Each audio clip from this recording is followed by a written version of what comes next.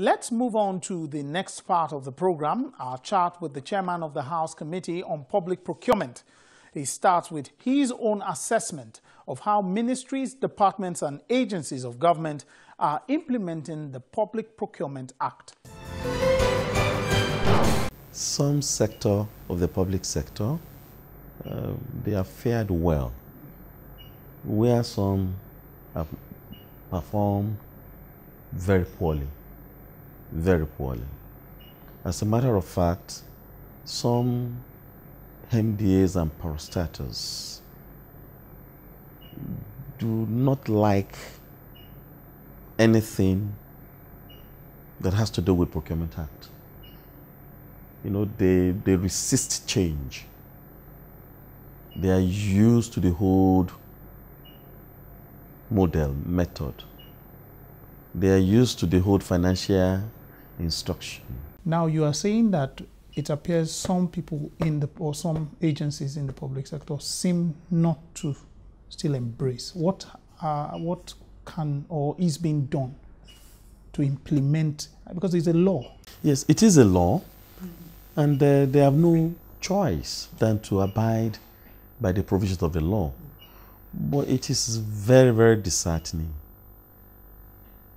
that even the federal government itself, the executive arm of government, has observed this law in breach. When you look at Section 1 of the law, which has to do with having a national council on public procurement, the functions of the council is embedded, is anchored under Section 2. So when you take that, vis-a-vis the functions of the bureau, how the DG of bureau should emerge and all the principal officers of the bureau, how threshold regime should be approved by the council. So if you do not have the council in place, then where is the legality of everything that bureau is doing? And this parliament has shouted, recommended, written, moved motion severally on the need to have this council in place, on the need for the federal government to set up the council. Some people have criticized the constitution of the membership of the council. For example, the law, as it were before, made the Minister of Finance the chairman of the council. So some people felt that the Minister of Finance herself, she's a procurer. Yes. Minister of Finance is a procuring entity. So, would she be a judge in her own case? Or would she be impartial? Exactly. So, if you make her the chairman of the council, and the bureau has to review her procurement activities, then where's the balance? So, and that led to the amendment that we made recently, where we removed the Minister of Finance as the chairperson of the council. In the new amendment, we suggested that the Mr. President should nominate someone of high repute, probably a retired judge, you know, somebody who is respected in society, you know, to head the council. Because, for example, the Federal Executive Council shouldn't have any business with awarding contracts. Assuming if any issues arise out of contract award execution, and you have to lay the complaint before the Federal Executive Council, would they also become judge in their own case?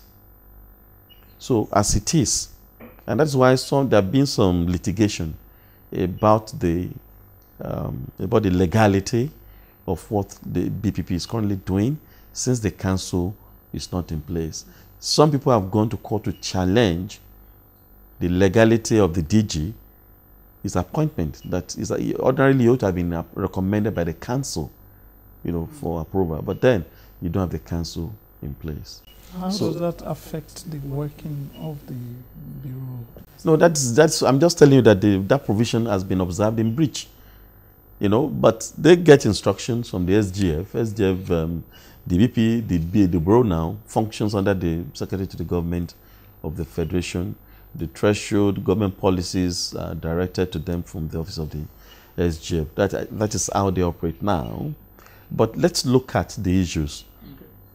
So when you look at the functions of the bureau, I mean, even the objectives of the law, it's basically to eradicate corruption, to enhance transparency, value for money, vis-a-vis, dovetail into having development, growth in the system, So we can begin to look at the provisions of the law. For example, Section 15 of this law made the law applicable to all MDAs and any agency formation that receives money from the treasury, okay, or where federal government has a seed money.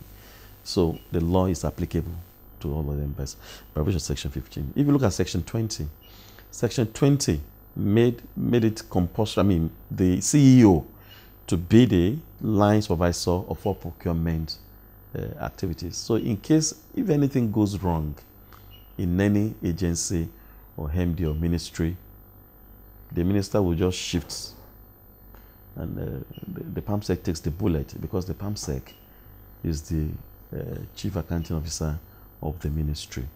Or if it's in case of a parasite, DG, executive secretary, MD, and so forth. So then you look at what are the functions. What should they do? The procedures to follow. Section 20 has to do with setting up annually a procurement planning committee. What is their function? It's anchored under Section 18. They are to conduct what we call needs assessment. In an agency, you have to, plan ahead. You need to know in the new financial year, what do we need? Your needs assessment, and you conduct what we call market survey. And then ensure that all those items dovetail are captured in the budget.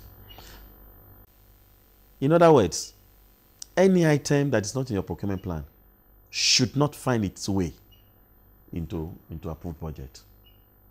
So once you have that budget signed into law, you need to hold the budget with your right hand, hold the procurement plan in your left, and check if it is what is embedded in procurement plan that is in the budget.